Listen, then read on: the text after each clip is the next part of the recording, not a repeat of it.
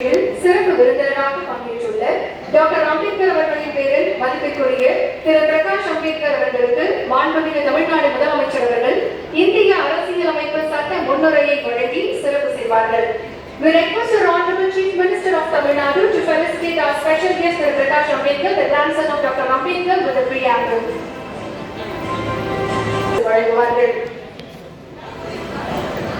சமத்துவ சமுதாயம் படைக்க நம் நாட்டிற்கு அரசியல் அமைப்பை வழங்கிய அண்ணல் அம்பேத்கர் அவர்களின் உருவப்படம் வழங்கி சிறப்பிக்கப்படுகிறது. திரு பிரகாஷ் அம்பேத்கர் அவர்களுக்கு மாண்புமிகு ஆதிதிராவிட நலத்துறை அமைச்சர் அவர்கள் சிறப்பு செய்வார்கள். Now felicitation to Thiru Prakash Ambedkar by our Honorable Minister for Aditya Welfare.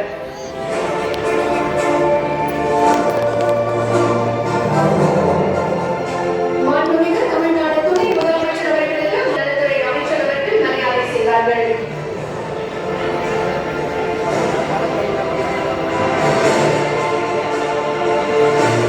மாண்புமிகு பொதுப்பணித்துறை அமைச்சர் அவர்களுக்கு மாண்புமிகு ஆதிதிராவிட நலத்துறை அமைச்சர் அவர்கள் மரியாதை செய்வார்கள்.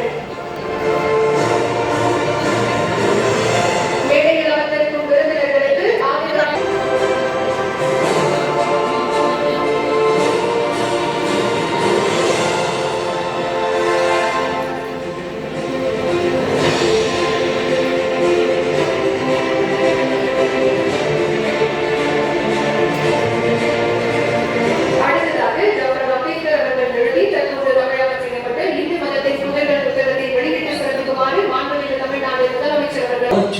பொருளாதாரத்தை மாற்றுவது மட்டுமல்ல, மக்களின் வாழ்க்கையை மாற்றுவது என்ற கொள்கையுடன் ஆதி திராவிட மற்றும் பழங்குடியின மக்கள் சமூக, கல்வி, வேலை வாய்ப்பு மற்றும் பொருளாதாரத்தில் மேம்பாடு அடைய எல்லோருக்கும் எல்லாம் என்ற கொள்கையுடன் பல அரிய திட்டங்களை வகுத்து சிறப்பான முயற்சிகளை முன்னெடுத்து வருகிறார்.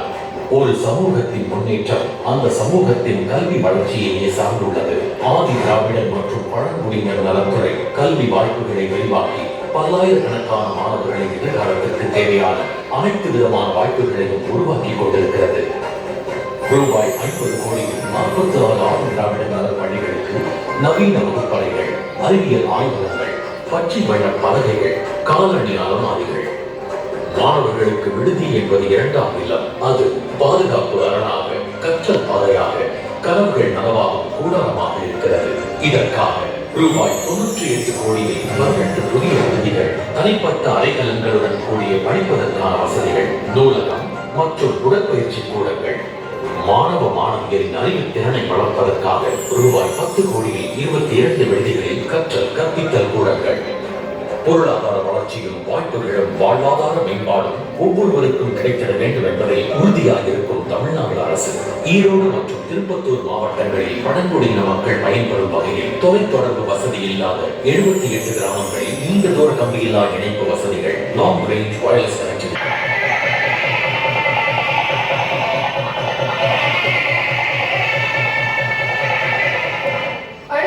பழங்குடியின மக்களுக்காக தொலை மருத்துவம் மற்றும் இ-சேவை மையங்களுக்கான நீண்ட தூர கம்பியில்லா இணைப்பு திட்டத்தை தொடங்கி வைக்குமாறு மாண்புமிகு தமிழ்நாடு முதலமைச்சர் அவர்களை பணியுடன் கேட்டுக் கொள்கின்றோம்.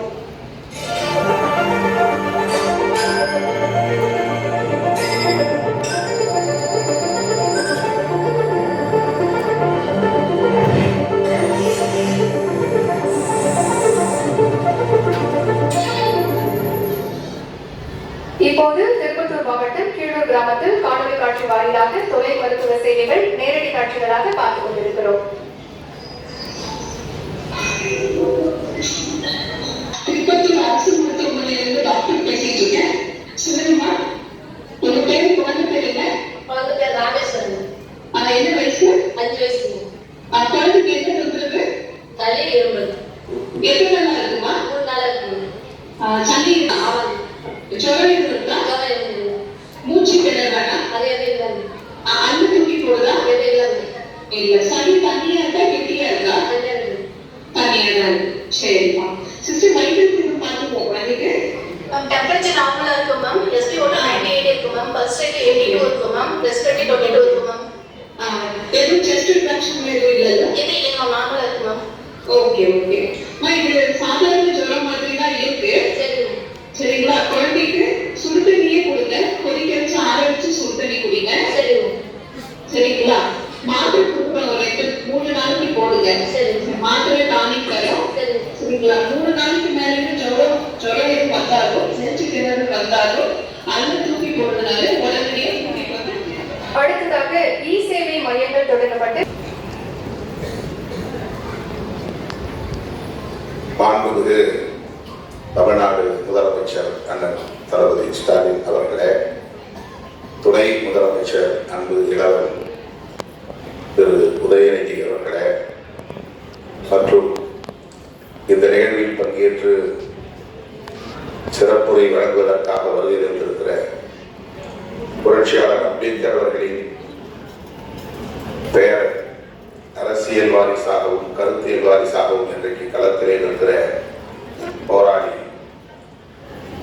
பிரகாஷ் அம்பேத்கர் அவர்களே, மேடையில் அமர்ந்திருக்கும் தலைவர் பெருமக்களே, அமைச்சர் பெருமக்களே, உயர் அதிகாரிகளே, வருகை தந்திருக்கிற மாணவ செல்வங்களே, தமிழ் சொந்தங்களே, உங்கள் அனைவருக்கும் என்னுடைய கனிவார்ந்த வணக்கத்தை தெரிவித்துக் கொள்கிறேன். இந்த நாள் புரட்சியாளர் அம்பேத்கரின் பிறந்த நாள், சமத்துவ நாள் என்று நம்முடைய முதல்வர் அவர்களால் அறிவிக்கப்பெற்று தொடர்ந்து கடந்த சில ஆண்டுகளாக தமிழ்நாடு கல்வி அளவில் மிக சிறப்பான முறையிலே கொண்டாடப்பட்டு வருகிறது. இந்தியாவிலேயே புரட்சியாளர் அம்பேத்கர் அவர்களின் பிறந்த நாளை சமத்துவ நாள் என்று அறிவித்த பெருமை தமிழ்நாடு முதலமைச்சர் அவர்களையே சாரும். இதனை ஒரு அரசு விழாவாக அறிவித்து நாடு தழுவிய அளவில் ஒவ்வொருவரும் சாதி ஒழிப்பு உறுதிமொழியை ஏற்க வைத்திருக்கிறார் நம்முடைய முதலமைச்சர் அவர்கள். முத்தமிழறிஞர் கலைஞர் அவர்களின் கனவை நனவாக்கக்கூடிய வகையில் பகுத்தறிவு பரவல் தந்தை பெரியார், புரட்சியாளர் அம்பேத்கர் ஆகிய மாமனிதர்களின் கொள்கை வழியில் இன்றைக்கு இந்தியாவுக்கு வழிகாட்டக்கூடிய ஒரு தலைவராக நம்முடைய மாண்புமிகு முதலமைச்சர் அவர்கள் இத்தகைய அரும்பணிகளை ஆற்றி வருகிறார். இந்திய தேசம் ஒரு புதிய தேசமாக உருப்பெற வேண்டும் என்பதற்காக, சமத்துவ இந்தியாவாக மலர வேண்டும் என்பதற்காக புரட்சியாளர் அம்பேத்கர் அவர்கள் அரசமைப்பு சட்டத்தை வகுத்தளித்திருக்கிறார். இதற்கு முன்பிருந்த இந்தியா சமத்துவ இந்தியா இல்லை,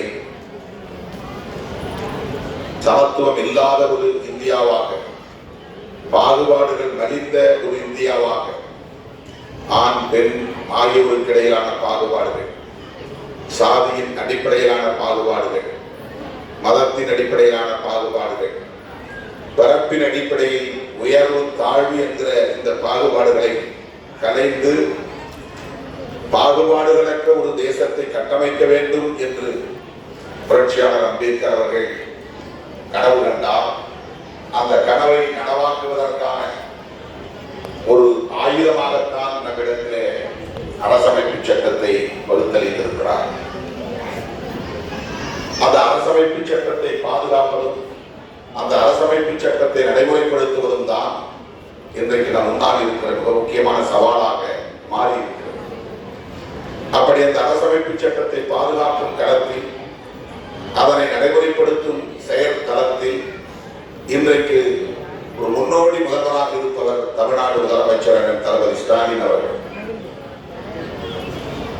எல்லா நிலைகளிலும் இன்றைக்கு பிற மாநிலங்களுக்கு வழிகாட்டக்கூடிய தலைவராக உயர்ந்திருக்கிறார். ஒடுக்கப்பட்ட மக்கள், அதிகாரம் பறிக்கப்பட்ட மக்கள், கல்வி, வேலைவாய்ப்பு போன்ற அனைத்தையும் இழந்த மக்கள், சமூகத்தின் வளர்ச்சியில் புறக்கணிக்கப்பட்ட மக்கள், அவர்களோடு பிற மக்களோடு வளர்ச்சியடைந்த சமூகத்தினரோடு இணைந்து வளர்வதன் மூலம்தான் இங்கே சமத்துவத்தை நிலைநாட்ட முடியும். இன்க்ளூசிவ்னஸ், ஒருங்கிணைந்த வளர்ச்சி, ஒரு தரப்பார் அதிகாரம் பெறுவதும், கல்வி வேலை வாய்ப்பை பெறுவதும், உழைக்கிற தரப்பினர் அதற்கான வாய்ப்பில்லாமல் தவிர்ப்பதும் என்கிற நிலையில் நாடு ஒருங்கிணைந்த வளர்ச்சியை பெற முடியாது, சமத்துவத்தையும் அடைய முடியாது என்பதையெல்லாம் கருத்தில் கொண்டு புரட்சியாளர் அம்பேத்கர் அவர்கள் சுதந்திரம், சமத்துவம், சகோதர அடிப்படையில் உருவாக்கிய சட்டம் தான் அரசமைப்பு சட்டம். The preamble of the Constitution. இன்றைக்கு பிரகாஷ் அம்பேத்கர் அவர்களுக்கு முதலமைச்சர் அவர்கள் பரிசாக வழங்கி இருப்பது அரசமைப்பு சட்டத்தின் முகப்புரை. அந்த முகப்புரை என்பது புதிய இந்தியாவுக்கான ஒரு கோட்பாடு. அதுதான் மேனிஃபெஸ்டோ ஆஃப் மாடர்ன் இந்தியா. அதனை நடைமுறைப்படுத்துவதுதான் இன்றைக்கு நம் முன்னால் இருக்கிற சவால். அதனை நடைமுறைப்படுத்தக்கூடிய சவாலை மிக பொறுப்புணர்வோடு எதிர்கொள்ளக்கூடிய ஆற்றல் வாய்ந்த தலைவராக, பிற மாநிலங்களுக்கு வழிகாட்டக்கூடிய தலைவராக, புரட்சியாளர் அம்பேத்கர், தந்தை பெரியார் ஆகிய மாமனிதர்களின் கொள்கைகளை எத்தகைய இடர்கள் வந்தாலும் நெருக்கடிகள் வந்தாலும் அதை ஒருபோதும் விட்டுவிட மாட்டோம், அதை பாதுகாப்போம் என்கிற உறுதிமொழியை ஏற்று இன்றைக்கு இந்த களத்திலே போராடி வருகிறார் அண்ணன் அவர்கள். அவருக்கு விடுதலை சிறுத்தைகள் உள்ளிட்ட ஒடுக்கப்பட்ட மக்களுக்கு போராடக்கூடிய அனைவரும் உற்ற துணையாக இருப்போம், சனாதனத்தை வேறறுப்போம், சமத்துவத்தை வென்றெடுப்போம் என்று சொல்லி வாய்ப்புக்கு நன்றி கூறி முடிக்கிறேன். நன்றி, வணக்கம்.